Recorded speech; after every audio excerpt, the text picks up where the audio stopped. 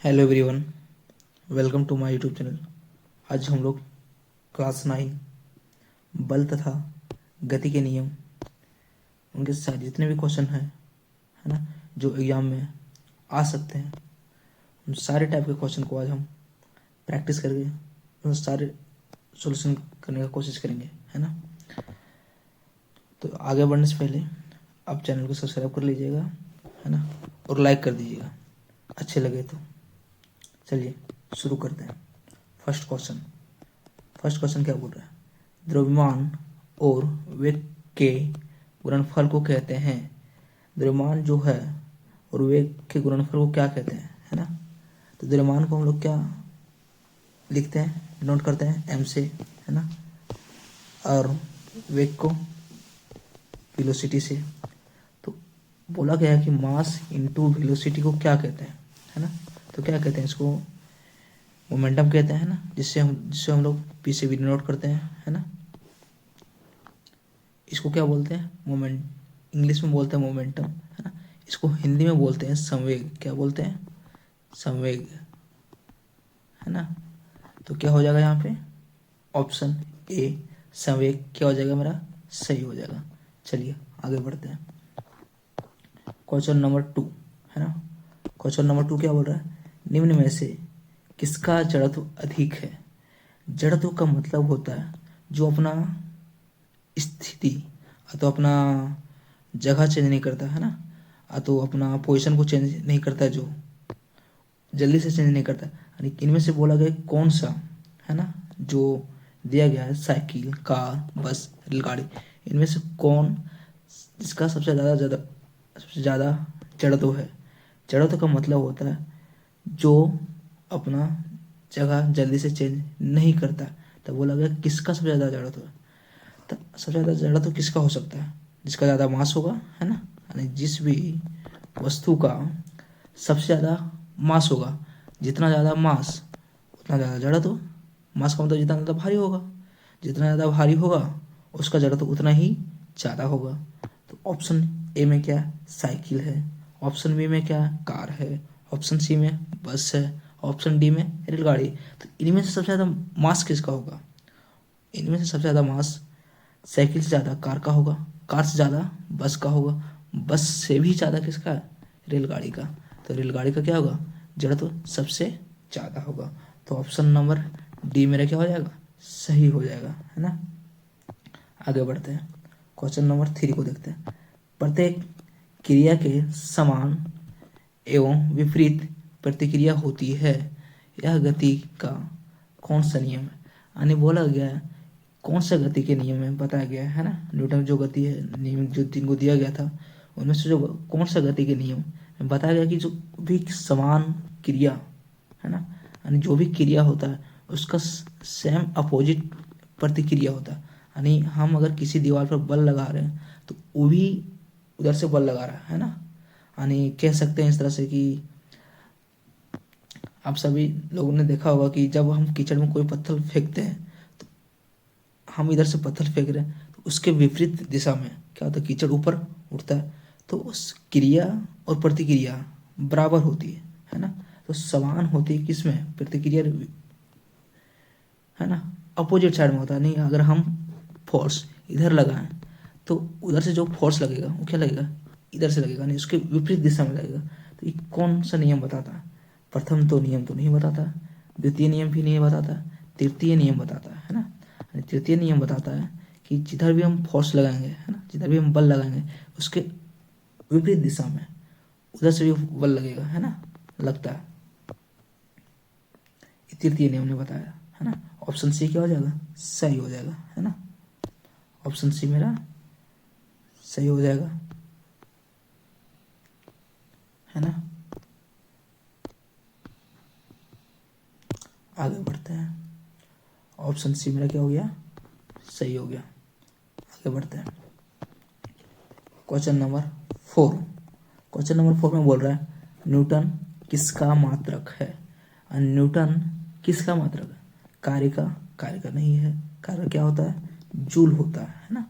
बल का, बल का है, क्योंकि बल का जो एसआई यूनिट यानी मात्रक जो है वो क्या होता है? न्यूटन होता है। वेग का मात्रक क्या होता है? मीटर पर सेकंड होता है ना, मीटर पर सेकंड होता है। बल का न्यूटन होता है, जिससे हम लोग एन से डिनोट करते हैं ना। तो ऑप्शन 2 मेरा क्या हो जाएगा? सही हो जाएगा।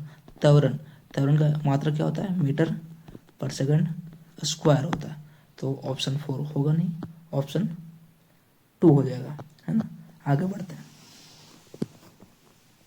क्वेश्चन नंबर 5, जड़त्व का गुण है, जड़त्व का गुण है, क्या है? ऑप्शन 1, प्रत्येक वस्तु में होता है, किसी वस्तु में होता है, किसी भी वस्तु में नहीं होता है, केवल गतिशील वस्तु में होता है। ऐसा नहीं है कि जो जड़त्व है, जड़त्व का मतलब ये बताया था आपको, है ना, क्या होता है कि वो अपने स्थिति तो जिस भी स्थिति में है वो अपनी स्थिति को चेंज नहीं करता है ना, यानी उसको रोकता है। यानी अगर किसी भी वस्तु अगर स्थिर अवस्था में, तो उसको अगर हम धक्का देंगे तो अपने स्थिर अवस्था को बनाए रखने के लिए बनाए रखना चाहता है ना, यानी वो चेंज होना नहीं चाहता, अपना पोजीशन को चेंज करना। अगर कोई वस्तु गतिशील अवस्था में, तो अगर गतिशील में तो गतिशील में ही रहना चाहता है ना, है ना। तो इसी को बोलते हैं जड़त्व। तो क्या प्रत्येक वस्तु में होता है, किसी भी वस्तु में, किसी वस्तु में होता है, किसी भी वस्तु में नहीं होता है, केवल गतिशील वस्तु, केवल तो गतिशील वस्तु में तो नहीं होता है, इस सब में होता है, प्रत्येक वस्तु में होता है। किस में होता है? प्रत्येक वस्तु, यानी हम में, आप में, हर किसी में क्या होता है? जड़त्व होता है। जड़त्व का मतलब वो अपना पोजीशन को बना ही रखना चाहता है, अपना अगर स्थिति अगर स्थिर में है तो स्थिर में ही रहना चाहता है, अगर वो गतिशील में है तो गतिशील में ही रहना चाहता है। इसी अवस्था को हम लोग बोलते हैं जड़त्व बोलते हैं, है ना। तो जड़त्व जो है वो हर एक वस्तु में पाई जाती है ना। जिसका मास होता है उसमें जड़त्व भी होगा, है ना। तो ऑप्शन ए मेरा सही हो जाएगा। आगे बढ़ते हैं। क्वेश्चन नंबर 6, न्यूटन का गति का कौन सा नियम, है ना, कौन सा नियम बल की परिभाषा देता है? न्यूटन का गति का कौन सा नियम बल की परिभाषा देता है? तो बल की परिभाषा कौन सा नियम देता है? पहला नियम तो जड़त्व देता है ना। दूसरा नियम देता है कि बल की परिभाषा, यानी बल होता क्या हकीकत में, है ना, क्या होती है बल? मास, है ना, यानी द्रव्यमान और त्वरण की गुणनफल को ही क्या बोलते हैं? मास बोलते हैं, है ना। तो कौन देता है? दूसरा नियम देता है। तीसरा नियम क्या बोलता है? तीसरा नियम बोलता है कि जो बल जो है प्रतिक्रिया, है ना, किसी भी वस्तु पर लगने वाला बल, है ना, उसका जो प्रतिक्रिया है, उसका प्रतिक्रिया भी बल विपरीत दिशा में लगती है ना। तो ऑप्शन 3 नहीं होगा, इनमें से कोई नहीं होगा। ऑप्शन 2 मेरा सही हो जाएगा, है ना। आगे बढ़ते हैं। क्वेश्चन नंबर 8, 4 वस्तु P, Q, R and S के द्रव्यमान क्रमशः 5 kg, 10 kg, 15 kg तथा 20 kg है। किसका जड़त्व सबसे अधिक है? तभी आप लोगों को क्या पता है, जिस भी वस्तु का जितना ज़्यादा द्रव्यमान होगा उसका उतना ज़्यादा ही जड़त्व होगा। तो सबसे ज़्यादा इसमें किसका द्रव्यमान सबसे ज़्यादा है? एस का द्रव्यमान कितना है? 20 kg। तो एस का सबसे ज़्यादा जड़त्व होगा। तो ऑप्शन 4 मेरा सही हो जाएगा। आगे बढ़ते हैं। संवेग कैसी राशि है? संवेग एक सदिश राशि है, क्योंकि संवेग का फॉर्मूला क्या होता है? मास इनटू वेलोसिटी, जो कि वेलोसिटी यहाँ पे क्या है? एक सदिश राशि, इसलिए मेरा मोमेंटम भी क्या है? सदिश राशि, यानी मोमेंटम मतलब हिंदी में इसको संवेग बोलते हैं, है ना। आगे बढ़ते हैं। क्वेश्चन नंबर 10, संवेग का एसआई मात्रक होता है। संवेग का एसआई मात्रक क्या होता है? KG metre per second, KG metre second square newton. देखिए संवेग का एसआई मात्रक केजी मीटर पर सेकंड होता है। इसको अगर आप कहीं भी अगर भूल जाते हैं, अगर फॉर्मूला याद होगा तो फॉर्मूला से कैसे निकालते देख लेते हैं एक बार, है ना। मास और वेलोसिटी होता है इसका फॉर्मूला। तो मास का एसआई यूनिट क्या होता है? केजी, है ना, इनटू में वेलोसिटी का एसआई यूनिट क्या होता है? मीटर पर सेकंड होता है ना, पर सेकंड। तो ये क्या हो गया, इसका मात्रक हो गया, समवेग का मात्रक हो गया, है ना। तो इस तरह से भी हम मात्रक निकाल सकते हैं किसी भी, है ना। ऑप्शन ए मेरा सही हो जाएगा, है ना। आगे बढ़ते हैं। क्वेश्चन नंबर 11 क्या बोल रहा है, यदि दो वस्तु ए और बी के द्रव्यमान क्रमशः 6 kg एवं 34 kg हो तो, है ना। दो वस्तु दे रखा है 6 kg और 34 kg, है ना। तो बोला गया ऑप्शन ए में एक का जड़त्व बी से अधिक होगा। क्या सही है, जड़त्व होता क्या, फिर आप लोग को बताया था, जिसका जितना ज़्यादा मास उसका उतना ज़्यादा जड़त्व। तो यहाँ बोला गया एक का जड़त्व, यानी एक का जड़त्व बी से ज़्यादा होगा। तो सही बोल रहा है, नहीं बोल रहा, क्योंकि यहाँ पे बी का जड़त्व कितना है 34 kg, तो बी का जड़त्व ज़्यादा होना चाहिए। बी का जड़त्व ए से अधिक है, जो कि सही बोल रहा है ना। तो ऑप्शन बी मेरा सही हो जाएगा। आगे भी देख लेते हैं, दोनों का जड़त्व बराबर होगा, नहीं। ए तथा बी का जड़त्व शून्य होगा, शून्य नहीं होगा, है ना। तो ऑप्शन बी मेरा सही हो जाएगा। आगे बढ़ते हैं। क्वेश्चन नंबर 12 क्या बोल रहा है, न्यूटन का कौन सा गति का नियम ही गति का वास्तविक नियम है। यानी बोला गया न्यूटन कौन सा नियम है जो गति के बारे में बताता है ना, गति का वास्तविक नियम के रूप में माना जाता है उसको। तो जो न्यूटन का द्वितीय नियम है उसको गति के वास्तविक नियम के रूप में माना जाता है, क्योंकि द्वितीय नियम ही बताता है कि किसी वस्तु पर लगने वाला बल, है ना, कितना लग रहा है और कैसे इसको निकालेंगे, है ना। तो द्वितीय नियम ही बताता है, इसलिए द्वितीय नियम को गति का वास्तविक नियम माना जाता है ना। ऑप्शन बी इसलिए सही हो जाएगा, है ना। आगे बढ़ते हैं। क्वेश्चन नंबर 13 को देखते हैं। बल का स्थायी मात्रक क्या है, न्यूटन है, जो कि हम लोग देख चुके थे, है ना। आगे बढ़ते हैं। एक न्यूटन किसके बराबर होता है। इस टाइप का जब भी क्वेश्चन आएगा तो फॉर्मूला याद होगा तो आराम से निकल जाएगा आप लोग का, है ना। तो बल बराबर क्या होता है ना, द्रव्यमान इंटू त्वरण। तो इसका यूनिट क्या होता है, यानी मात्रक न्यूटन होता है, तो 1 न्यूटन होगा, है ना। अगर 1 kg मास होगा, 1 kg अगर त्वरण होगा तो 1 kg न्यूटन होगा, 1 न्यूटन। तो मास को क्या लिख सकते हैं, kg, है ना। त्वरण को क्या लिख सकते हैं, मीटर पर सेकंड स्क्वायर बराबर 1 न्यूटन, यानी 1 न्यूटन बराबर 1 kg metre per second square, है ना। तो यानी 1 न्यूटन बराबर क्या आ गया, 1 kg metre per second square. तो 1 kg metre per second square मेरा ऑप्शन नंबर 1 सही हो जाएगा, है ना। ऑप्शन ए मेरा सही हो जाएगा। आगे बढ़ते हैं। Question number 15। 3 पिंड ए बी सी के द्रव्यमान क्रमशः 5 kg 2 kg 10 kg, इनमें किसका जड़त्व सबसे कम होगा। तो सबसे कम मतलब जिसका मास सबसे कम होगा उसका जड़त्व उतना ही कम होगा। तो सबसे कम किसका मास है, बी का, जो कि 2 kg है, तो बी का सबसे कम हो जाएगा, है ना। तो ऑप्शन बी मेरा सही हो जाएगा। आगे बढ़ते हैं। 16 क्वेश्चन नंबर। 1 kg द्रव्यमान पर 1 न्यूटन का बल लगने पर उत्पन्न त्वरण का मान होगा, यानी अगर 1 kg मास पर, है ना, कितना न्यूटन लग रहा है, 1 न्यूटन, तो उसका त्वरण भी कितना होगा। देखो न्यूटन दे रखा है, न्यूटन मतलब बल दे रखा है, यानी मास इंटू एक्सेलरेशन, यानी यहाँ पे 1 न्यूटन दे रखा है। तो बोल रखा है कि अगर 1 kg होगा यहाँ पे तो त्वरण कितना होगा।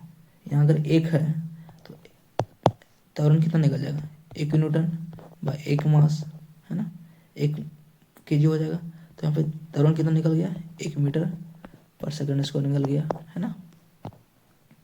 इस तरह से यानी किसी भी वस्तु पर अगर 1 न्यूटन का बल लग रहा है तो उसका मास कितना होगा, 1 kg होगा, उसका त्वरण भी 1 kg ही होगा, है ना।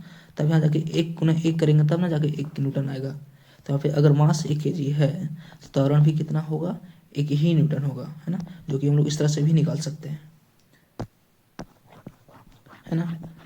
तो कितना त्वरण हो जाएगा, 1 मीटर पर सेकंड स्क्वायर हो जाएगा। ऑप्शन ए में नहीं, गलत, इसका यूनिट ही है, 10 मीटर पर सेकंड स्क्वायर नहीं होगा। ऑप्शन सी 1 में किलोमीटर पर सेकंड स्क्वायर नहीं होगा। ऑप्शन डी होगा, है ना, 1 मीटर पर सेकंड स्क्वायर। आगे बढ़ते हैं। न्यूटन के गति के पहले नियम से मिलता है। न्यूटन का जो पहले गति का नियम है उससे क्या हम लोग को पता चलता है, उससे पता चलता है कि अगर किसी भी वस्तु, है ना, अगर स्थिर अवस्था में, तो वो तब तक स्थिर अवस्था में रहना चाहता है तब तक जब तक कि उसके ऊपर कोई बाहरी बल न लग जाए, है ना। यानी वो क्या डिफाइन कर रहा है, यानी क्या परिभाषित कर रहा है, जरूरत का नियम को, यानी कि वो अपना वो पोजिशन, यानी अपना स्थिति को बनाए हुए रखना चाहता है ना, जब तक कि उसके बाहरी ऊपर कोई बल, बाहरी बल ना लगे, है ना। तो जड़त्व का नियम परिभाषित करता है। तो ऑप्शन मेरा बी सही हो जाएगा। बल को मापने का सूत्र द्वितीय नियम से मालूम चलता है ना। त्वरण का परिभाषा ये अलग है। चाल मापने का सूत्र ये भी दूसरा चीज़ है ना। तो ऑप्शन बी मेरा सही हो जाएगा। आगे बढ़ते हैं। क्वेश्चन नंबर 8, न्यूटन गति के कौन से नियम से बल मापने का सूत्र मिलता है।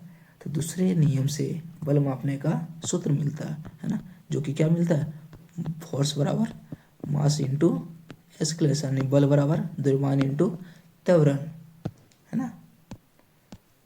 आगे बढ़ते हैं।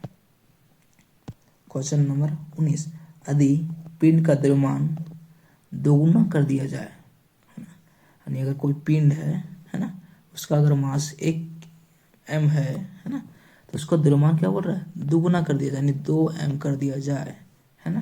तो उसका वेग आधा कर दिया जाए। अगर इसका वेग भी है तो इसका वेग क्या कर दिया जाए, आधा कर दिया जाए, है ना, यानी v/2 कर दिया जाए। तो पिंड का रैखिक संवेग क्या होगा, संवेग बराबर क्या होता है, मास इंटू वेलोसिटी।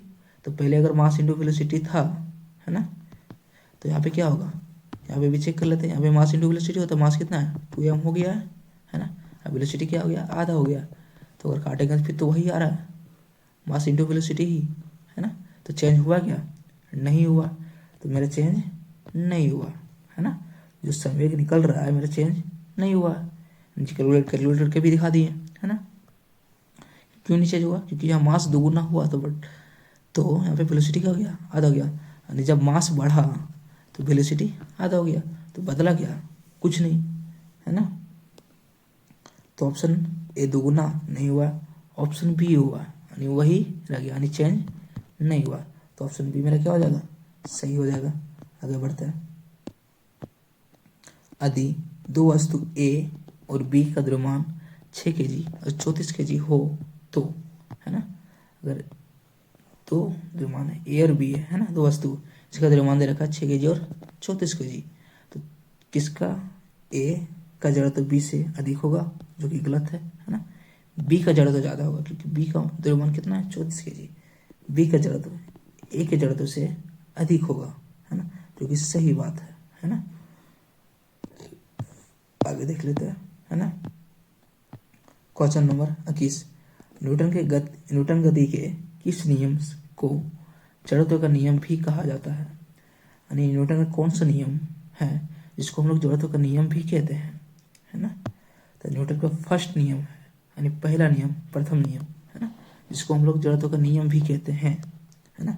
न्यूटन गति के प्रथम नियम, जो कि मेरा सही है ना। द्वितीय नियम नहीं होगा, तृतीय नियम भी नहीं होगा, संवेग संरक्षण का भी नियम नहीं होगा, है ना। आगे बढ़ते हैं। क्वेश्चन नंबर 22, है ना, रॉकेट किसके सिद्धांत पर कार्य करता है। ऊर्जा संरक्षण के सिद्धांत पर नहीं, द्रव्यमान के संरक्षण के सिद्धांत पर नहीं, संवेग संरक्षण के सिद्धांत पर रॉकेट काम करता है ना। हो गया खत्म, है ना, हमने देख लिया, है ना। 22 क्वेश्चन देखे, है ना, जो कि सबसे ज़्यादा इम्पोर्टेंट क्वेश्चन है, जो बहुत ज़्यादा संभावना है कि आ सकता है 9 क्लास के बोर्ड एग्जाम में, है। एक भी क्वेश्चन इससे बाहर नहीं आएगा। अब हर एक क्वेश्चन को देख लीजिएगा अच्छी तरह से, है ना। नहीं समझ आएगा तो दोबारा देखिए, अच्छी तरह से देखिए, समझ आएगा। अगर नहीं समझ आएगा तो कमेंट कीजिए, रिप्लाई जरूर मिलेगा, है ना।